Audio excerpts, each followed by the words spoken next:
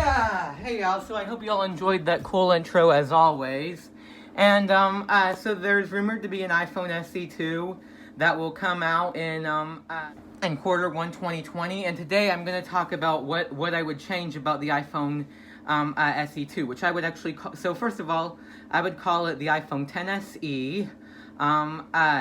And it would have a 5.33-inch screen, 18:9 aspect ratio, 326 ppi liquid retina display.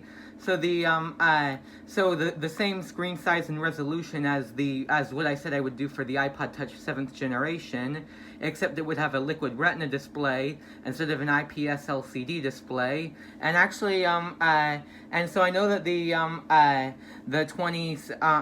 10 and later have 120 hertz touch sensitivity, not a 120 hertz refresh rate, but 120 hertz touch sensitivity. I wouldn't do that for the iPhone 10 SE. I would only do 60 hertz touch sensitivity. And then I would do I would make it 133.4 millimeters tall, so about 5 millimeters shorter than the 2017 iPhones. And this will have slightly thicker bezels than the iPhone XR and 11, which if y'all don't know, I've mentioned this before, but the XR and 11 have thicker bezels than the 10, 10s, and 11 Pro series. And if I haven't said it yet, I would make it 8.5 millimeters thick, so about 0.2 millimeters thicker than the iPhone XR and iPhone 11.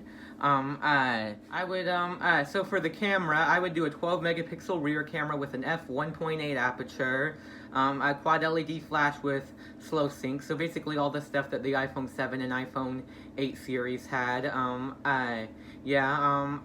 the 10 series probably, it would have, and when it comes to it being brighter, so the iPhone 11 series is 36% brighter than the iPhone 8, 10, and 10s series. But however, I wouldn't make it as bright. I would only make it 12 to 19% brighter than the 8, 10, and 10s series. So for portrait lighting, or for portrait mode, so it would work on human faces and pets. So it would be an upgrade from the XR because it would work on pets, but it wouldn't work on anything. There would be 5 portrait lighting effects, not 6 like on the 10s series and the 11 and 11 Pro series. So 5 portrait lighting effects for the rear and front cameras for portrait mode. And I would be able to allow it where not only would you be able to remove the blur, but you would be able to adjust the blur to have it something in the middle. For the front, then I would do I would do next generation smart HDR for photos on the rear and front camera, and for the rear camera for extended dynamic range. I would do it at all video resolutions at 30 frames per second, but I would not do it for 4K at 60 frames per second. On the front camera, it would be a 9 megapixel f2.2 camera with Retina flash. I don't know. So if the iPhone 11 series doesn't have EIS on their front camera, I won't do it. But if it does, I might do it. I don't really know. I would do dynamic range for video that's not at 4K on the front camera. So extended dynamic range at 720p and 1080p at 30 frames per second. And for video, the video options would be better than the 2018 iPhones, but not as good as the 2019 iPhones. It would be so you would be able to record 4K at 24 and 30 frames per second, but not 60 like on the iPhone 11 series. Whereas slow motion video at 120 frames per second, I would only do at 720p and not 1080p. For the rear camera, I forgot. I would not add night mode, and it would only be a single rear camera like on the iPhone XR. For the processor, I would do the A13 Bionic with 2.65 gigahertz clock speed. I would do the high efficiency cores that the 2018 iPhones had. Yeah, and for the neural engine, I would do a 6-core, not an 8-core like the 2018 or 2019 iPhones. That's second generation. I would not include a U1 chip. For the battery, I would do somewhere between a 1965 and a 1994 milliamp hour battery, which would make it slightly larger than the 1960 milliamp hour battery found on the iPhone 7. I would do 64, 128, and 256 gigabytes of storage. $499 for 64 gigabytes, $549 for 128 gigabytes, and $649 for 256 gigabytes. So since the iPhone XR will be more expensive and not have 256 gigabytes, I would probably discontinue that phone while lowering the prices of the iPhone 8 and 8 Plus.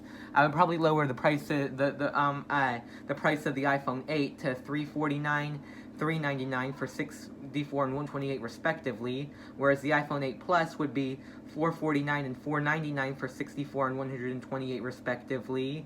I would do a glass back. It wouldn't be as strong as the 2017 iPhones due to how small it would be. I would make it where it would be 142 grams, so slightly lighter than the smaller iPhone 8, and it would have 7.5 watt wireless charging. There would be 750 megabytes per second LTE, so faster than the LTE of the 2017 iPhones and the iPhone XR, which were 600 megabytes, but not as fast as the gigabit LTE on the iPhone XS or 11. I would do second generation Face ID, not third generation, so it wouldn't work as at many angles, and it would only be able to map 25,000 dots and not 30,000 dots. Then I would do 1.25 meter water resistance, and it would work with water resistance on the screen. And maybe and if this is the case for the iPhone 11 series, maybe if it's like slightly merged, yeah. And then for the Taptic engine, I would do I would at least give it the features of the 2017 and 2018 iPhones for haptic feedback. Yeah, I'm not sure if I would do the haptic engine of the 2019 iPhones. Anyways, I hope you enjoyed this video. Be sure to leave a like if you did. I may have missed out on some things because the things I listed would be in my notes, so possibly be sure to check the comments for anything that I missed out on or forgot to mention. And have a good day. Bye. So actually, so I realized this. The video hasn't been uploaded yet, and I realized something I forgot. I would make it where the stereo speakers are 20% louder than the iPhone 7. The 8 and 10 series are 25% louder, so it wouldn't be as loud. Mostly due to it being a smaller phone, so it wouldn't be able to have as loud of stereo speakers as the iPhone 8 or 10 series.